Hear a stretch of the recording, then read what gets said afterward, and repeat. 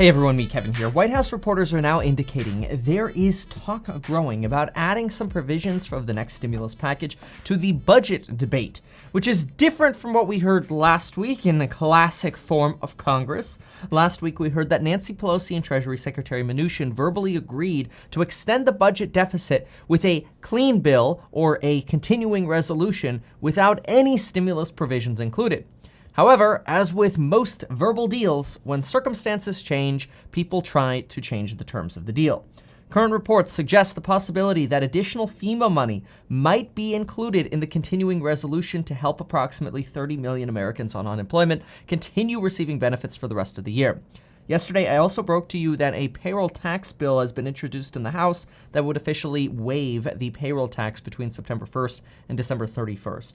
Now that a skinny bill has failed to advance in the Senate, Republicans and Democrats on both sides, well, many of them at least, are also scrambling for some form of deal prior to the election to have something to evidence that they actually do work, which many of us believe is absolutely impossible. And rightfully so. On the other hand, senators like Marco Rubio have completely lost hope, saying we won't see a bill prior to the election, and others like Derek Shelby gave us a little bit more hope. He said, look, this is how Congress works. Talks break down, we have a stalemate, and then all of a sudden we get a deal going again, and well, it's the same thing every single year, along with many recesses in between. At the same time, reports are growing that Trump is continuing to threaten executive action in the White House, which would include funding stimulus checks, more money for unemployment pay, and an airline bailout.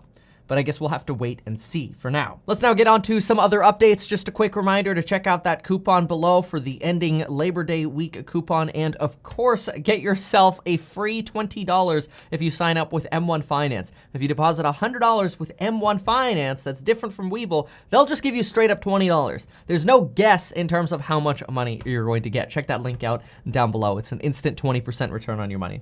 On unemployment, most states are confirming 6 weeks of unemployment money are available. This is up from the 5 weeks that we had expected. Georgia and Utah have paid, and we now have 24 states who have paid.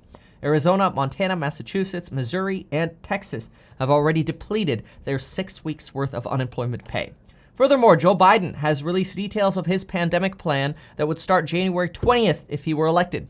And honestly, I really hope we're not still in a pandemic by January 20th. But if we were, he would urge local and state leaders to institute mask mandates. He would boost testing. He would reopen schools.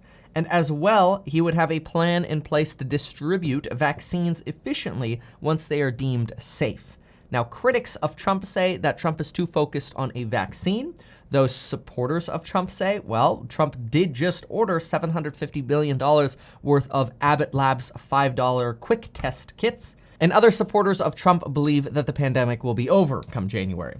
Speaking of a vaccine, AstraZeneca's trial has continued. This is very good news for vaccine progress. It continued today. Further medical details were not disclosed for the condition of the patient who fell ill, potentially with a debilitating spinal disease called transverse myelitis. I suppose we'll have to wait and see on that one as well, what the end result was for that ill patient. On COVID, Friday, we had 47,643 new cases of COVID, which is essentially a week after Labor Day weekend began. This is the largest increase that we've seen in a week. Many say it's too early to attribute this to Labor Day just yet, but it is definitely a substantial increase over what we've seen in just the last 5 days. China began testing a nasal spray vaccine, which would be the world's first vaccine not to get injected, but instead be sprayed up your nose, nasal spray. And Israel, meanwhile, is shutting down for a second time. Furthermore, Germany has reopened schools and has had very few school outbreaks. Germany believes this is due to their quick ability to quarantine teachers and students who were potentially exposed to sick students, and then they just return to school 2 weeks later. Teachers are also keeping windows open to circulate fresh air and prevent that sort of COVID cloud from building up. In Germany, they do not require masks in classrooms, but they do require masks in hallways. They have also found that there is a more or greater likelihood of transmission amongst high schoolers than amongst younger children. Some say this might be due to Germany's drinking age being at 16, allowing high schoolers to congregate outside of school, potentially in more cramped bar spaces.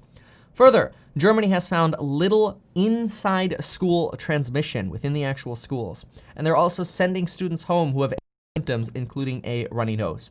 On the nation's debt, the debt will very likely be much cheaper to pay off over the next decade, thanks to super low interest rates, though we did just have a tick up in inflation, which make sure to watch my breakdown of exactly that from yesterday's video, where I broke down not only some stock news for you, but also a Federal Reserve update for you on inflation and what that might mean for us. You can see both of those playlists linked down below. You'll see a real estate playlist, a stock playlist, and a Fed Reserve playlist. You might not see those videos unless you actually go to those playlists, thanks to the YouTube algorithm. Anyway, thank you so much for watching this video. I definitely encourage you to share it if you found it helpful. Otherwise, thank you so much, and folks, we'll see you in the next one.